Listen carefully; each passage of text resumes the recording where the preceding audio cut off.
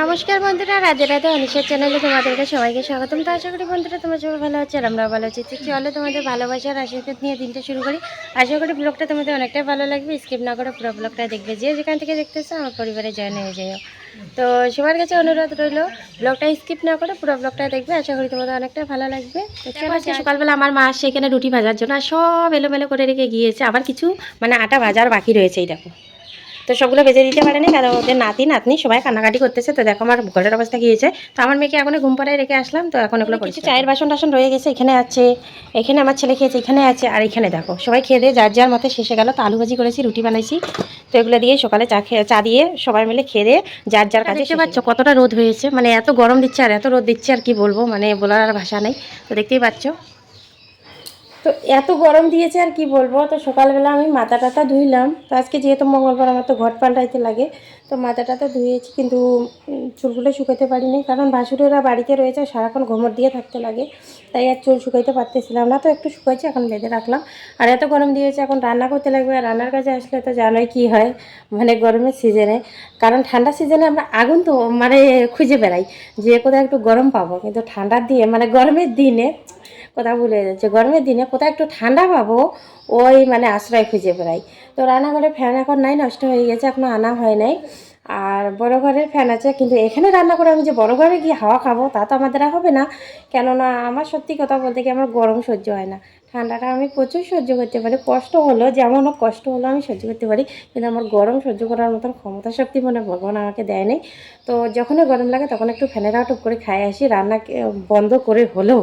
তো চলো যাও। এখানে দেখতেই পাচ্ছ লম্বা লম্বা কতগুলো ঝিঙা নিয়ে আসে, ঝিঙা বানাবো। আর আমার দেওয়ার গেছে আজকে খাসির মাংস আবার আনার জন্য, দেখি ওরা। তো আমার রান্না কমপ্লিট। এখানে তিত করলা ভাজি করেছি, এখানে তো দুধ জাল দিয়ে রেখেছি, দুধ আর কি দেখাবো, তবুও দেখায়নি। আর এখানে মাছের ঝোল বানাইলাম, এখানে মাছের ঝোল বানাইছি তোমার সে ঝিঙা দিয়ে, আলু দিয়ে। আর এখানে আলু ভাজি। এত গরম দিয়েছে কি বলবো, আর গরমের মধ্যে একটা ঘমট। তো কী বলবো, ঘুমোরটা দিতে লাগবে, শ্বশুরবাড়ি যখন নিয়মটাকে তো করো ধরে রাখতে লাগবে, তাই না? তো যেটা আমি করে আসি, ওরা তো আর হুট করে আর বন্ধ করে দিতে পারি না। তো যখন ওরা থাকে না, তখন আমি ঘুমট না করলেও চলে, এখন আসে যায় তো ওদেরকে সম্মান করাটা আমার কর্তব্য। তো যাকে ওরা এখন গুরুজন আমার। তো এত গরম দিয়েছে কি বলবো।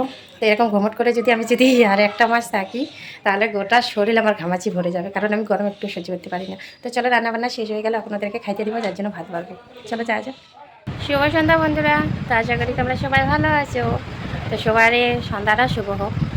তো আমি তো কী আর বলবো, আজকে মন টন খুব খারাপ, কারণ এতদিন দেওয়ার ছিল, দেওয়ারের ছেলেটা ছিল, বড় ভাসুর আর মেজো ভাসুর। তো এক ভাসুর রয়ে গেছে একটা প্রবলেমের জন্য, আর দুইজন ওরা চলে গেল। আমার ছোটো দেওয়ারের ছেলে, তারপরে আমার বড় ভাসুর, ওরা আজকে বিকালবেলা চলে গেল।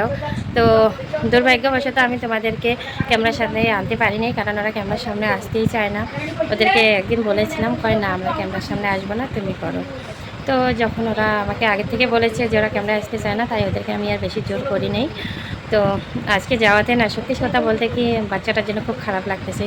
আর আমার ছোট ছেলে, আমার বড় ছেলে, আমার মেয়ে, ওইটুকু মেয়ে ওর কাকুর জন্য এত কান্না করতেছে, কি আর বলবো। ওর কাকুর জন্য কাঁদতে কাঁদতে ওর অবস্থায় শেষ হয়ে গেছে, ওইটুকু মেয়ে, কি আর বলবো, বলার আর ভাষা নাই। আর আমার ছোটো দেওয়ারটা ও এতটাই ভালো, ও এতটাই ভালো মনের মানুষ, ও সবার সাথে মিশে, সবার সাথে কথা বলে। তো আমাদের বাড়িতে যে আজকে 4-5 দিন ছিল, ও সবাইকে মায়া লাগায় চলে গেছে। আমার বাবার বাড়ির লোকগুলাকে, আমার ভাইদের যতজন আছে সবাইকে মায়া লাগাচ্ছে, কারণ মানুষটা খুব ফ্রি মাইন্ডে চলে আর কি, আর আনন্দ ফুর্তি এগুলো খুব ভালোবাসে। তো আজকে যখন গেছিলেন, সত্যি মুখ খুব খুব খারাপ লাগতেছে যে ও এতদিন ছিল বাড়িটা আমার যেমন একটা রমরমা চলতেছিল। কারণ আজকে মেজো ভাসুর আর বড় ভাসুর আজকে 20-22 দিন হয়ে গেছে, তবুও এতটা আনন্দ দেয়নি। কিন্তু আমার দেওয়ার আসার পর থেকে, আমার দেওয়ারের ছেলে আসার পর থেকে এতটা বাড়িটা আনন্দে ভরে গেছে আর কি বলবো। তো আমার মারাও বলতেছে, আমার বৌদি, আমার ভাইয়ের বউ সবাই বলতেছে যে মানুষটা এতটা ভালো। সত্যি আজকে গেছে, বাড়িটা ঠান্ডা হয়ে গেছে, ভালোই লাগতেছে না, যেমন কীরকম লাগতেছে। তো কী আর করবো, ওরা তো যাবে, তো আসবে বলছে, আরও কিছুদিন পরে আসবে। তো আমার দেওরেরা জমিন কিনতেছে, তো জমিন রেজিস্ট্রি করার জন্য তো এখানে আসবে। তো তখন আবার বাড়িটা একটু হই হুল্লোড় হবে। তো দেখি নেক্সট টাইমে কাকে নিয়ে আসে। ওর আরও 2টা মেয়ে আছে, ছেলেকে এবার রাইকে আসবে, তো ওর মেজো মেয়েটাকে আনতে বলবো। বড় মেয়েটাতে আসছিলো, মেজো মেয়েটার সাথে একবারে আসে, আর আসে নাই, তো এবার আনতে বলবো। তো চলো, শুধু ভাতটা হয়েছে, এখনও সবজি বাজারে, কারণ মাছ আছে, লতি খাবে, তো লতি নিয়ে এখনও আসে নাই। তো আমি ততক্ষণে একটু বসে থাকি, এমনি শরীরটা আমার ক্লান্ত হয়ে গেছে। তো আজকে কয়েকদিন হয়ে যাচ্ছে কোনো কাজ তোমাদের সাথে শেয়ার করতে পারতেছি না, শুধু রান্নাবান্না শেয়ার করতেছি আর কোথায় শেয়ার করতেছি। তো আর কয়টা দিন তারপরে আবার শুরু করব, কেন এখন খুব চাপে আছি, তাই মানে কোনো কাজটা শেয়ার করতে পারতেছি না। কারণ 3-3বার রান্না করা, নিজে হাতে সবজি কুটা, নিজে হাতে সব কিছু করা, বাচ্চা সামলা, সব নিজে হাতে একা হাতে। তো তাই একটু আমার প্রবলেম হয়ে যাচ্ছিলো। তো আবার আমি আগের মতন কাজটা দেখাবো, তো একটু আমার সময় লাগবে। তো চলো এখন যাওয়া যাক। তো যখন রান্না করবো অবশ্যই তোমাদের সাথে শেয়ার করবো। আর এখন আমার ব্লগগুলো খুব ছোটো ছোটো হচ্ছে, কারণ আমি ছোটো ছোটো করে এখন বানাচ্ছি, সময়ই হয় না ব্লগ করার, তবুও আমি দেওয়ার চেষ্টা করতেছি।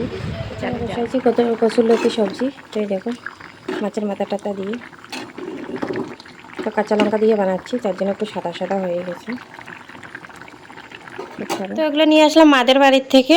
আমি তো লতির সবজি খাবো না, তাই ওদের বাড়ি থেকে ডাল নিয়ে আসলাম। তো আমি ডাল আর আলু ভাজিয়ে সেগুলো দিয়ে খাবো।